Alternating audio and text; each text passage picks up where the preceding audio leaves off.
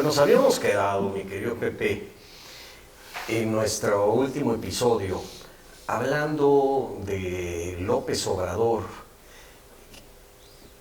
que había buscado la presidencia municipal del municipio del centro, mejor conocido como Villahermosa, Sí. Tabasco, que no la logra, 1991, Así es. en donde además no sabemos qué pasó y de qué vivió después de que salió del Instituto Nacional de Protección al Consumidor, El 89. pero que además pues acaba de publicar otro libro, el tercero al hilo, y ahí lo dejamos, ya con un PRD creado, porque ya no era el PMC y el PSUM y el Frente Cardenista, Sí, bueno, sí. el Frente Cívico, el de Cuauhtémoc Cárdenas, Sí. ¿no? Sino que ya se había formado el PRD, ya estaba el IFE, en fin, ya había otra organización electoral y de sistema de partidos en México, y ahí lo dejamos. Él no reconoce su derrota y pues sigamos con la historia.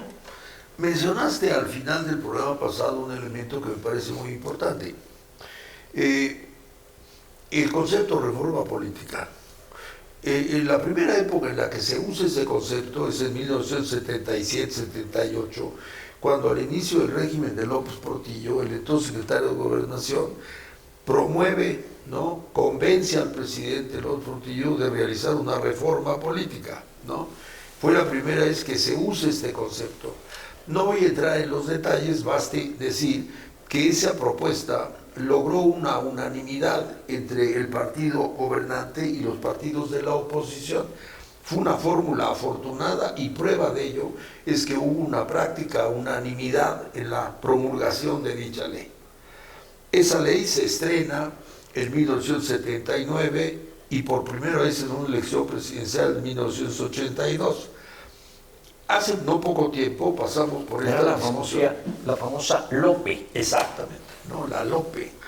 Hace no pocas semanas pasamos por la discusión de la sobrerepresentación, ¿no? Si alguna característica yo creo que virtuosa tuvo esa primera reforma política, es que fue la convocatoria para que los partidos de oposición se abriera el concurso para que participaran más partidos, fundamentalmente en una invitación a la izquierda. Y la oferta era muy acorde con la época.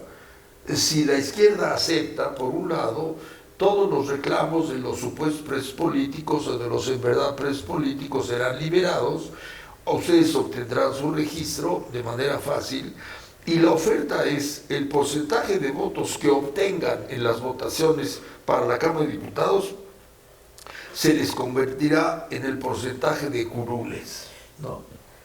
De representación proporcional, Exactamente.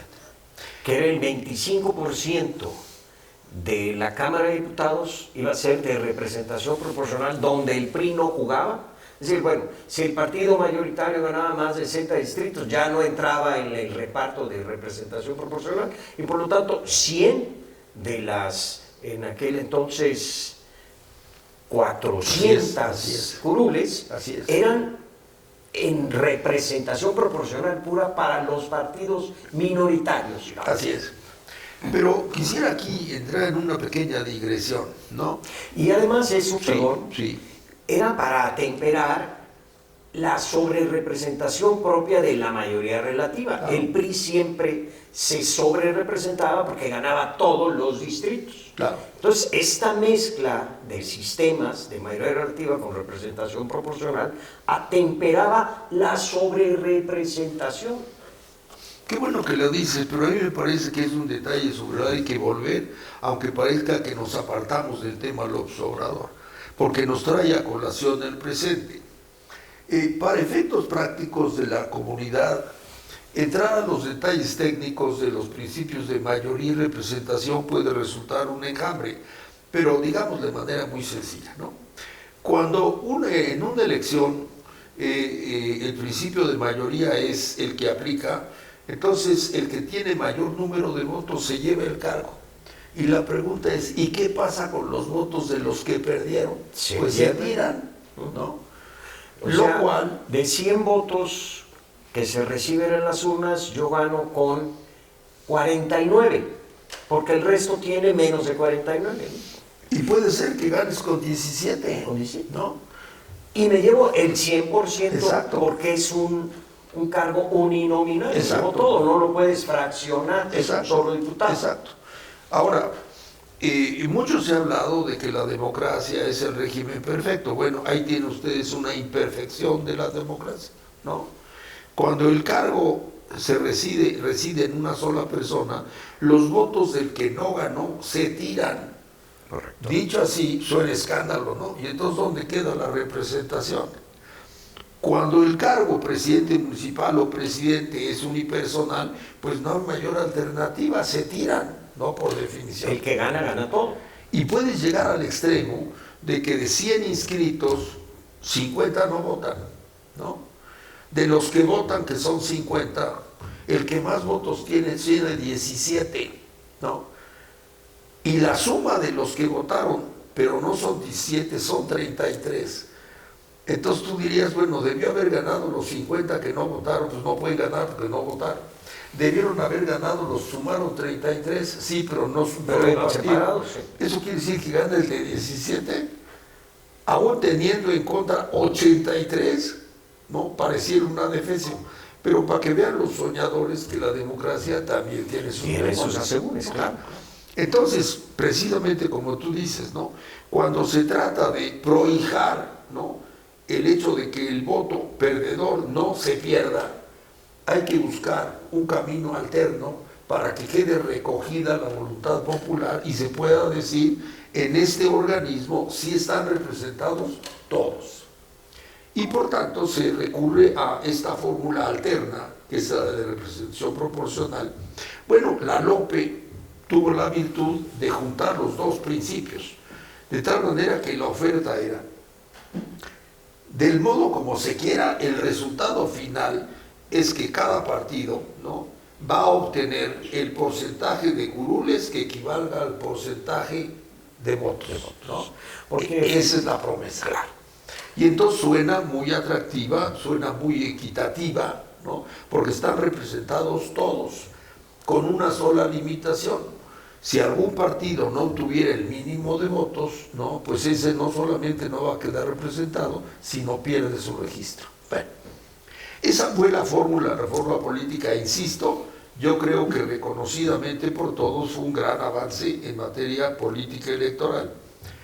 Se estrena con acierto y con virtud en el 79 y en el 82. Voy a hacer una aclaración nada más. Esto es producto de un descalabro muy fuerte del propio sistema político mexicano, que viene ya con un dejo de legitimidad o de deslegitimidad, mejor dicho, y que llega a un caso de una elección presidencial con un candidato único. Exactamente. Entonces el PRI ya no podía aguantar ir a una elección donde nada más volviera a ir como candidato el candidato del PRI. Así es. Entonces tenía que abrir. Yo me acuerdo que López Portillo en su campaña decía, tenemos que abrir las ventanas y las puertas, tenemos que airear la casa. Así es, así es. De ahí yo creo que la virtud de la reforma política. Pero entonces quiero formular una pregunta. ¿Por qué si la reforma política había obtenido tal unanimidad? ¿Por qué se había aprobado en su estreno de 79 ser una fórmula adecuada y felicitable? ¿Por qué si lo había consolidado y confirmado en el año 82? ¿Por qué a mitad del régimen de Miguel de la Madrid cambian a otra régimen? Otra acotación, no fue a mitad, fue después de la mitad. Exactamente. O sea, generalmente tú haces una reforma electoral antes de la mitad del sexenio para aprobarla en la intermedia. Así es. Aquí dejan pasar la elección intermedia y lanzan una reforma. Así es, política, así es. Que en el fondo, siguiendo, ahora sí que tus palabras, Sí. fue una contrarreforma. Así es, así es. Lo he sostenido porque me parece que es un antecedente importantísimo para la suerte que lo político electoral siguió en adelante. Pero quiero enfatizar la pregunta, ¿por qué si la fórmula había funcionado, por qué la cambian? ¿No? No hay una explicación. Primero, no es momento de hacerlo, ¿no? Y segundo, en todo caso, debió haber seguido los mismos pasos si la fórmula anterior haber resultado afortunado, pues profundizar. Aquí lejos de profundizar es desdecirse, ¿no? Es decir, yo desde entonces dije, es una contrarreforma política, ¿no? Dejando de lado la especulación, quien promovió esa contrarreforma política fue Manuel Bartlett, entonces secretario de Gobernación. Pero no puede pasar desapercibido que él no se mandaba solo, había un presidente. Entonces, en todo caso, debemos suponer que convenció al presidente Miguel de la Madrid. ¿Y cómo convencerlo, no? Si el propio Miguel de la Madrid pudiera haber dicho, ¿no? Yo experimenté la LOPE en mi elección, ¿no? Y todo salió bien, Manuel, ¿por qué? Entonces, la única explicación que aparte soy testigo porque lo escuché es, Manuel quería preocupar al presidente en el sentido de que la reforma política había sido una concesión gratuita, había sido, digamos, un error abrir tanto, ¿no? Y en ese sentido le advertía al presidente Miguel de la Madrid que haberlo hecho, aparte de haber sido una locura, y ahí estaba presente una enemistad directa con Reyes Heroles, ¿no? Preocupar al presidente, haberlo abierto implicaba que cada vez los partidos de oposición iban ganando más posiciones. Pues yo decía, pues claro, si para eso se hizo, ¿no? Pero él utiliza el argumento en contrario, ¿no? Es decir, se les dio más de lo que merecían y si no cerramos, se corre el riesgo de perder la presidencia. Primero, le hubiera bastado al presidente de la Madrid saber aritmética 1 para decir 2 más 2 son 4, 4, ¿de dónde, Manuel? ¿No? Pero lo convenció, lo cual le hace pensar que Miguel de la Madrid no había pasado aritmética 1, en mi concepto. Él es que lo aprueba. Y entonces la reforma política es una, en verdad, contrarreforma política. Claro. Que no solamente en la ley, sino en los modos, Manuel, ¿no? Digamos, apoya una vez más el exceso priista, ¿no?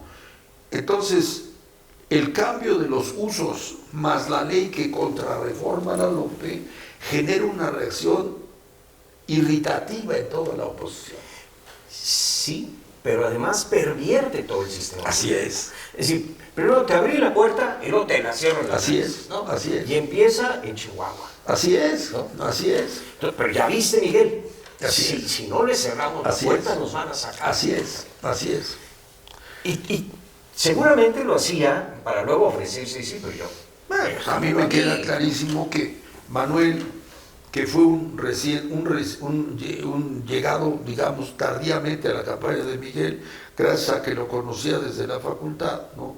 Cuando él se incorpora a la campaña de Miguel, pues el que ve con extrañeza es Carlos, que evidentemente Salinas era la cabeza pensante de ese grupo, y ve el arribo de Manuel, ya hemos dicho, llora, ¿no?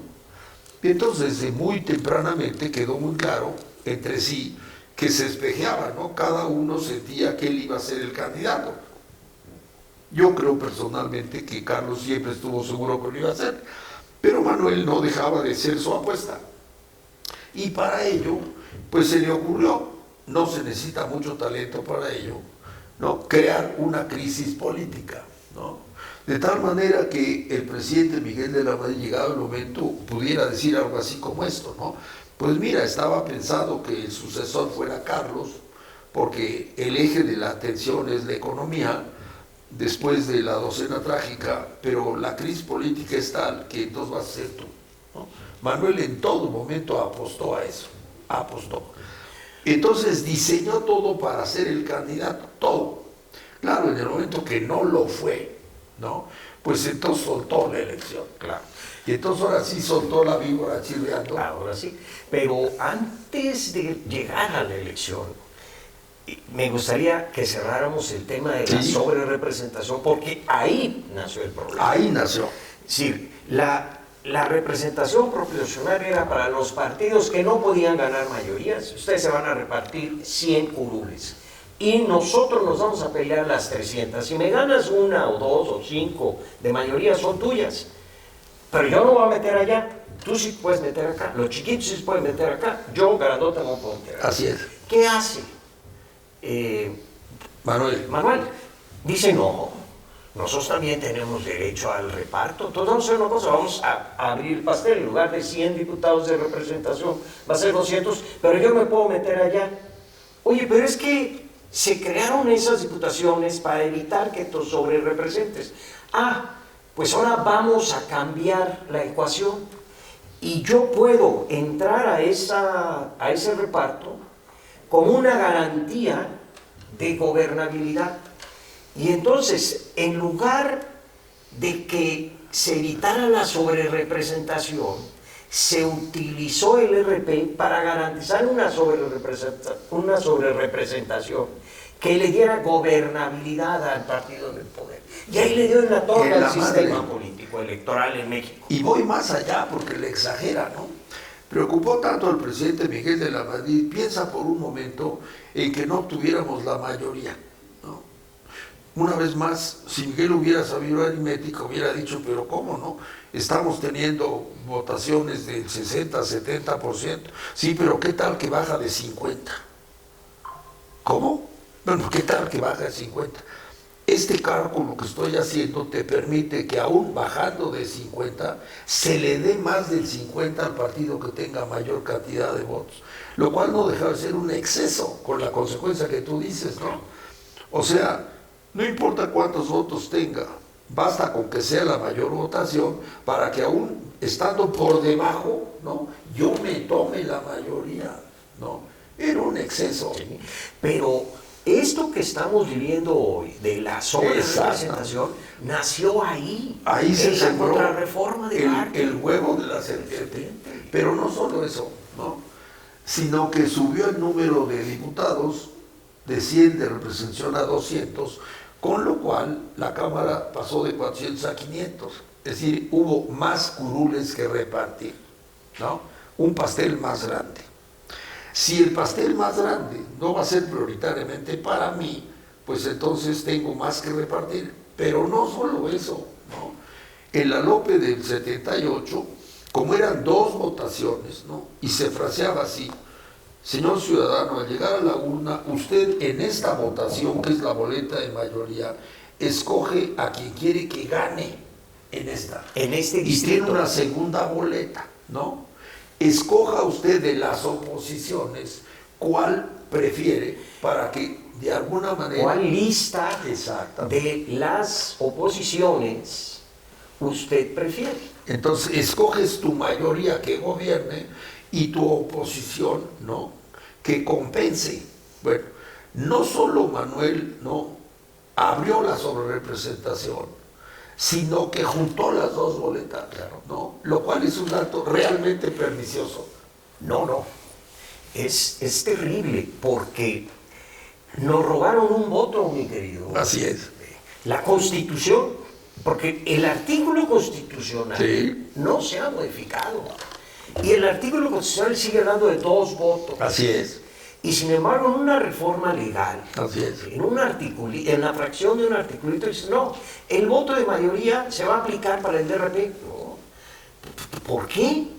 No, pues porque si tú votas por el PRI, para mayoría tienes que votar por el PRI, por RP. ¿Por qué? Yo puedo votar por quien se me pegue de un lado y del otro, o sea, yo puedo... y nos robaron un voto, o sea, se robaron... ¿Cuántos votamos en esta elección? ¿50 millones? Pues nos robaron 50 millones de votos. Y nos lo roban en cada elección. Así es. Y lo peor es que esto yo lo he dicho y lo he escrito hasta el cansancio. Y los partidos políticos como que la Virgen le habla.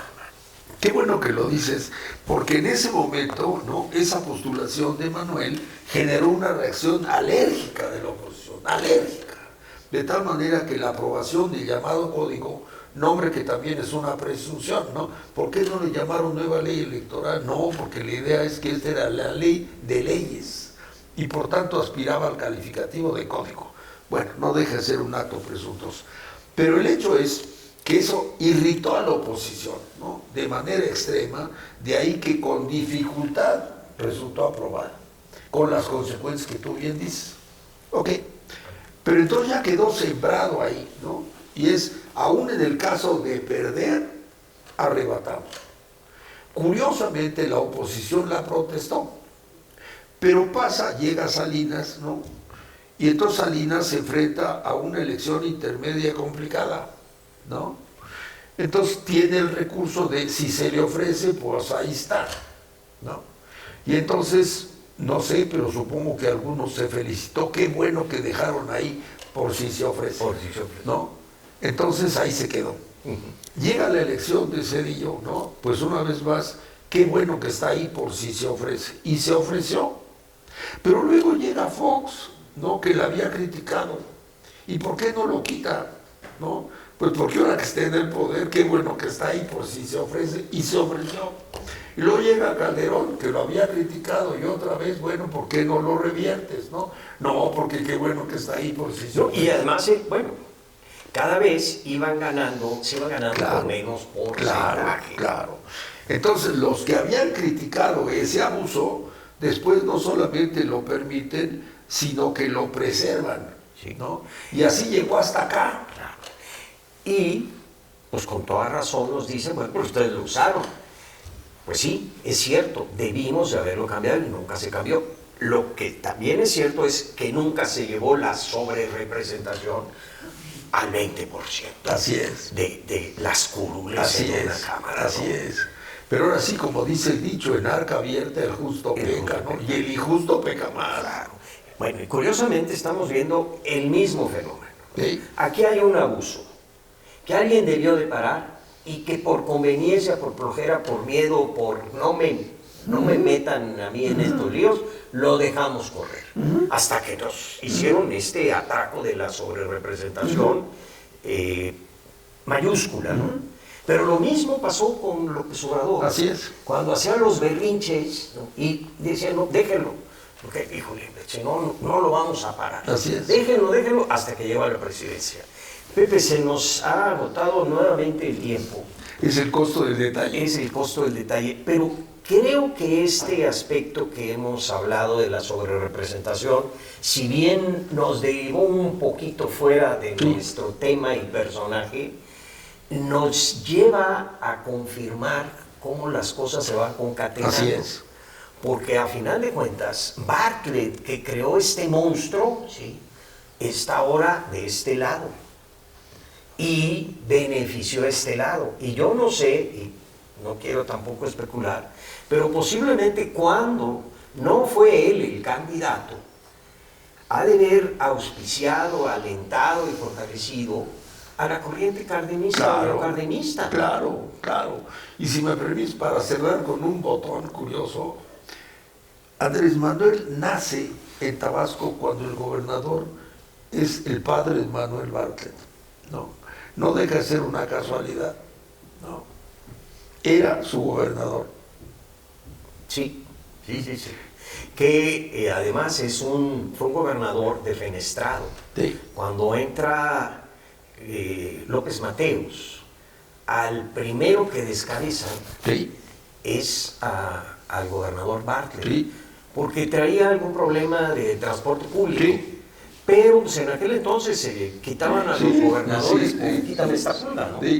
Y de ahí también viene un recelo y un resentimiento de Manuel pues, contra el PRI. Claro. O por lo menos contra aquel viejo PRI. Claro. Cuando no había otra opción, pues estaba en el PRI. Pero ya que había varios caminos, pues encontró el suyo. Y al final de cuentas hoy están juntos, ¿no? Pero en fin, si te parece, lo dejamos aquí. Muchas gracias. El próximo episodio vamos a reiniciar donde dejamos a Andrés Manuel López Obrador.